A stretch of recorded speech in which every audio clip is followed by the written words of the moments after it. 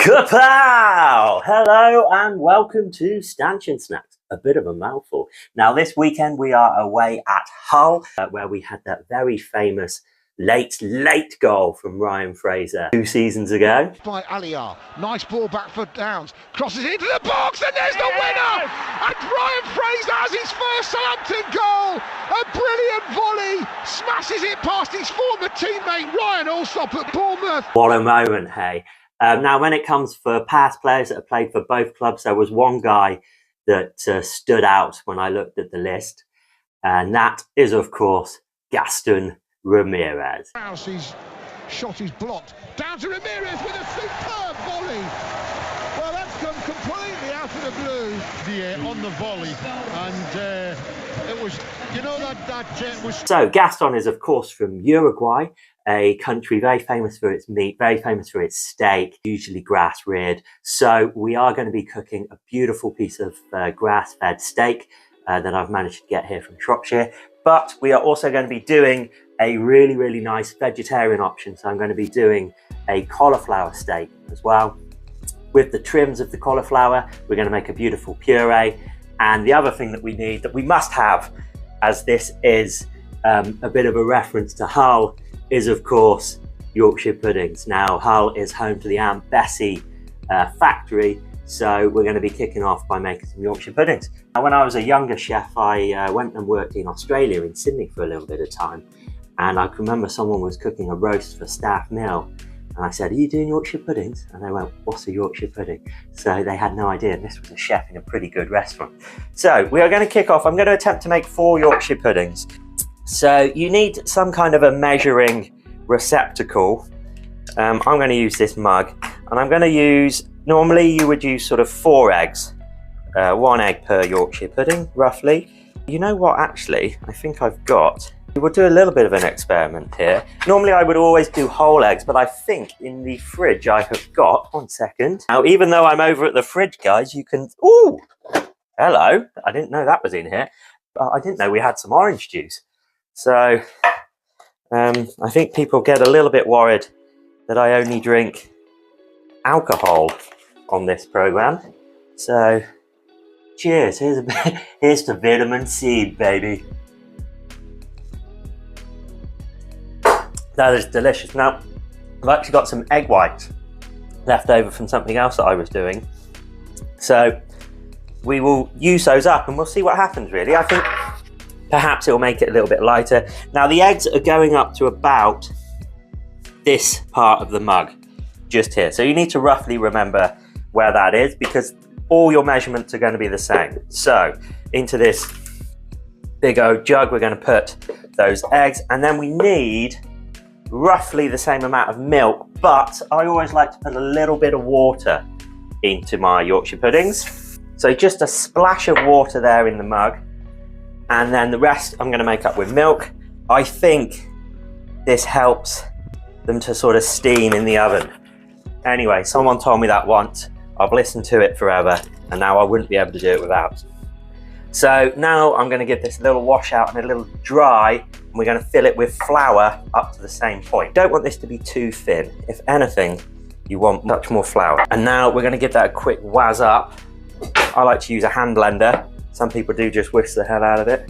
That's not going to reach. Brilliant. Apologies for turning my back on you people.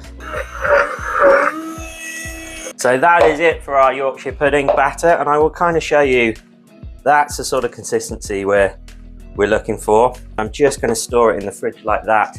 Yorkshire pudding batter needs a real good rest, so we are doing this 24 hours in advance. The other thing that we can do, as we've got 24 hours now until we're going to finish that off, is we're going to start prepping this cauliflower. So what I'm going to do first of all is I'm going to cut it straight down the middle like this in half with the root on, and any of these bits that fall off is absolutely fine. And then I'm going to cut quite a thick sort of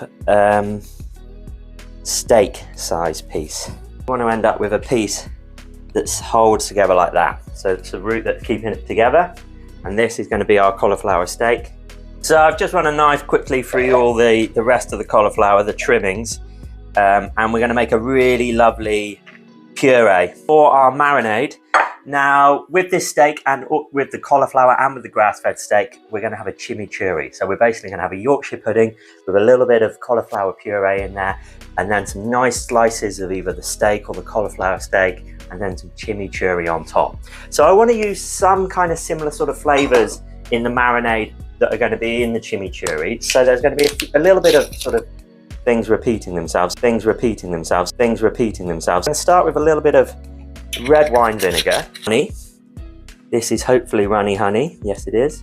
Probably maybe equal quantities of both there. And soy. Just for a little bit of meaty flavor, I'm going to add some Henderson sauce. And then some spices. And again, you can add whatever you like to this, but things that go really well with cauliflower, obviously like curry. You could add curry. I'm just going to add maybe a bit of cumin. Just a little touch of harissa. That was about a teaspoon of cumin. This harissa is really hot, so I'm just going to add like maybe half. Some turmeric, a little bit of sumac for my little sumac bunny here. Just going to microplane in this garlic clove, drop it in the mix. Beautiful. We're going to take our cauliflower, hopefully he fits in here perfectly. We're just going to sort of turn him over a few times. So that's our cauliflower steak, beautifully marinating in there. Now let's make the puree. So starting with some butter and oil in a pan, I've sweated off some onions for about 2 or 3 minutes, a little bit of salt there. Then I've added the cauliflower, given that a little bit of time before adding some milk. And then with a lid on, just let that cook away until it's nice and tender, and then blitz it up with my favourite hand blender. Added a bit of mustard. This ain't a Norwich video, don't worry Delia. And then about a teaspoon of mustard, some chopped butter just to help emulsify it, and that's it. Welcome back to Stanchion Snacks. It's been 24 hours. Our Yorkshire pudding batter has rested nicely. We've got a nice marinade on our cauliflower steak. I'm just going to start off by just rubbing a little bit of olive oil into this, and then behind me here, I've got a real nice griddle pan, and we're going to start that off in the pan. So I've got it really getting nice and hot. And I'm giving that a good press down because I want to get a nice sort of line on this. So the next thing we want to start thinking about is our Yorkshire pudding. So I've got an oven on getting very, very hot. And today I'm going to cook these in these tiny little miniature egg pans. Woohoo! She nicked these. Well, I didn't nick these. I acquired these. I used to work at the original Ivy, which I could gossip about that place for a long time. But we actually moved from gas to induction hobs whilst I was there. So all the things that would go onto gas hobs, we got to keep. So I got these little pans from there, and they actually make pretty good Yorkshire puddings. Obviously, if you've got a muffin tray or a Yorkshire pudding tray, that is what you would traditionally use. But we're going to get a fair amount of oil into the bottom of these pans. And then I'm going to slide that into this oven, and we want to get this rare and hot. So at the moment, the oven is on as hot as it possibly will go. So after about sort of 2 or 3 minutes, that's what we've got. We've got this nice bit of colour, nice bit of caramelisation. So I'll flip that over. We'll do the same on the other side. Look how cool and steamy I look. We'll do the same on the other side. I've actually put 2 in the pan there, and then we'll finish it off through the oven. But it's important that you really press these down if you're doing them in a griddle pan, if you want to get the lines. So I'm using like a potato masher here, but you can kind of use anything you want. Splash of water. I'm going to wrap the whole thing in tin foil. This is very hot, so we go tin foil, we get an oven cloth, tea towel, and then we wrap up like this, and then we're not going to burn our hands. And it doesn't have to be super tight, but then there we have this nice sort of tinfoil lid. And I'm going to say a good sort of 10, 15 minutes, maybe, we'll have a look at it, which is hopefully the amount of time that our Yorkshire puddings will take to cook. So I'm going to slide this in my top oven there, which is a little bit cooler. And now let's have a look at the Yorkies. Normally what I would do here is I've got my jug of Yorkshire pudding mix. I would go down into the oven, I'd pour my mix in, and I'd let it rise. But as I love you guys and I'm only on one shot, I'm going to bring one out the oven, and I'll attempt to do it here on my little makeshift table. If ever there was a moment that could end up going sort of viral of when cooking goes horribly wrong, this is it, guys, so get ready. Go over the top of the jobby, but I poured that right up to the top, and then that's going to go straight back into the oven. I've actually done that very well. I haven't really made any mess at all. I'll do the other one. And it doesn't matter that we lose a little bit of heat out of our oven because we're on as hot as we possibly could be. Okay, that one's maybe not as hot. We'll see how he turns out. So I'm going to put a 15-minute timer on, and I'm not even going to think about looking at anything until that point.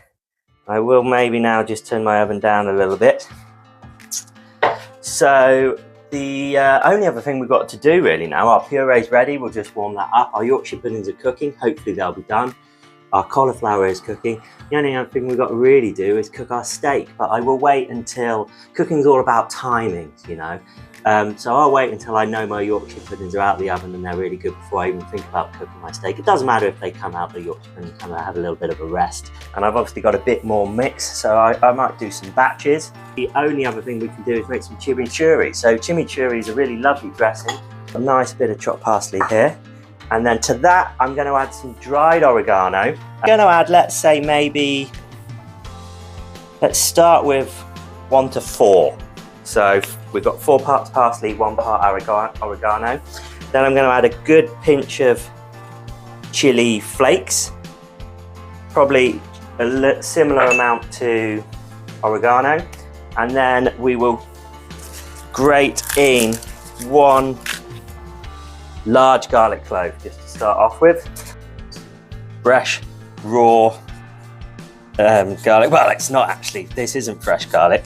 That's a bit of a kind of a myth. A thing that people don't really know is that all garlic is actually dried. You can buy wet garlic, but in the UK I think it's in April. Nice big pinch of salt. I only use Maldon's. A nice amount of cracked black pepper. Now the key to chimichurri is you have to chop the herbs. If you can't be blitzing this, putting it in a blender. Sometimes, you know, you've got to use your hands. You've got to do things properly. So there we go. I don't know how many sort of turns of the pepper mill that would be, but there's a few, isn't there? And then just a little bit of, to start with, olive oil, just to sort of slack it down to the sort of kind of consistency we want. And then a good hit of red wine vinegar. Parts oil to 1 part vinegar there. And that is our chimichurri, guys, basically done. Really nice, fresh, beautiful South American sauce for steak. Delicious. I'm going to put that into a little presentation bowl. Nice. Because what I'm going to do is I'm going to get my steak out, get that coming up to room temperature. So I buy my steak, I'm here in Shropshire, if anyone's watching in Shropshire. Got this from Battlefield 1403, which is a great little farm shop just down the road. Really good for traceability. And I'm just going to let that sit. I don't want too much of this sort of chimichurri, but just I'm letting that sit and just get a real little marinade, just to get some of those flavours coming on. I don't want too much parsley because it will burn. We've got another 8 minutes left on our Yorkshire puddings before I'll look at those, and our cauliflower. So the next thing to do really is to open a bottle of wine. Oh yes, what a noise. Oh.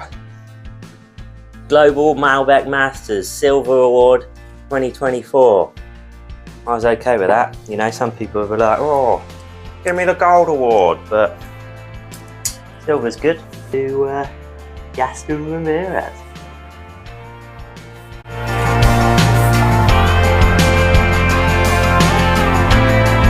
Our Yorkies have had about 20 minutes and I can smell them, which is usually a sign that they might be ready. So let's have a look in the oven. Let's see how we're getting on. So, Yorkshire puddings, I've got 3 of them out the oven. I've just put another 2 in. And interestingly, this one, the first one, which looks absolutely great, I got this guy out after 20 minutes. And then I got the other 2. This one I think is my favourite one. This bit's just spilt over the edge of the sort of pan, but if that was a perfect circle, that would be beautiful. But look at the bottom of him. But I don't mind if there's a little bit missing there. This one is almost sort of introverted, so that's actually the top, and then that's the bottom. But interestingly, these 2 had an extra 5 minutes, and I think they've ended up a little bit better than this one. He's just sunk a little bit after 20 minutes. So I put 2 more in. So this mix makes 5. We've worked out. I was aiming for 4. We've got 5, so that's great. Cheers. So let's also have a little look at our cauliflower. So we just want to make sure the stem is cooked, which it is. That looks pretty good to me. But what I'm going to do now is just put the rest of the marinade, almost like a little glaze. We will then just put it back into the oven. I can send this tin foil to our beloved Matt Letizia. You know, the balls were heavier in his day. I think that's what we can say about Tiz. Absolutely love the guy, you know, obviously scored some great goals, gave us all these great moments, but he is a little bit mad, isn't he? Okay, that's going in there. This pan's getting searing hot. Let's go back to the steak. For the first time now, I'm going to season it with some salt. 2 more little hits of cracked black pepper. And just a little rub of, I don't mind using olive oil, you know. Yes, it's expensive, but who cares? You know, olive oil gets hotter quicker. It's got a higher, what's it called? Not melting point. Boiling point? No. Higher. It's actually been a very long couple of days for me. Where are we? So this is Middlesbrough. So if you're watching this like before or just after the game, I've actually just joined P&O Iona, which is probably like maybe 50% of my work throughout the year is at sea at cruise ships. I'm currently on that ship for 2 weeks. If there's the very small chance that you're on board, do say hello. Yes, I am the magician doing the show in the theatre. I've had to record 5 of these videos in advance, so the last few were before I got on the ship, so it's been a little bit mad. Anyway, so steak, red hot, searing hot pan, 2.5, 3 minutes each side, long rest, almost like as long as you cook it for. So if you cook it for 5 minutes, if you can rest it for 5 minutes, that's absolutely fine. Get another one of these puppies brewing. So the next thing we need to do actually is get our cauliflower puree warming up. Look at that guy. He's going to be beautiful. And there you have it. There you can see my second batch of Yorkies. I left them in higher temperature for actually a short amount of time. Happy how they've turned out. Bit of chimichurri, and then just to serve them, you can load them up like this. Bit of puree, and then either your meat or your cauliflower inside, little bit of chimichurri on top, and there you have it, my Yorkshire puddings with cauliflower steak or grass-fed steak and chimichurri. That is Stanchion Snacks. Look at that, an absolute little mouthful. So I'm going to dig in here. I'm very happy with this, how this has turned out. This is for you, Gastón Ramírez. Please do like and subscribe. Here we go.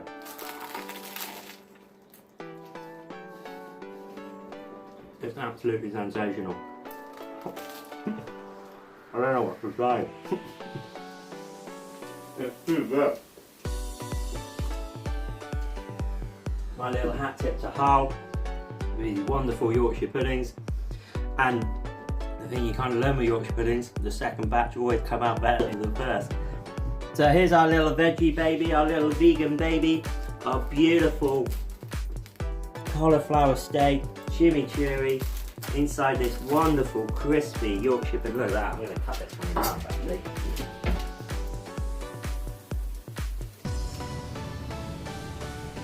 Come on, look at that. It's delicious, it's meaty, bags of flavour from those spices, they've really carried through. The chimichurri is the perfect complement. So, listen, I know there's a lot of carnivores here watching that are thinking, I'm going to do the steak. Please do the steak, but make sure you buy steak from a great place. But, try this cauliflower steak, it is a great one.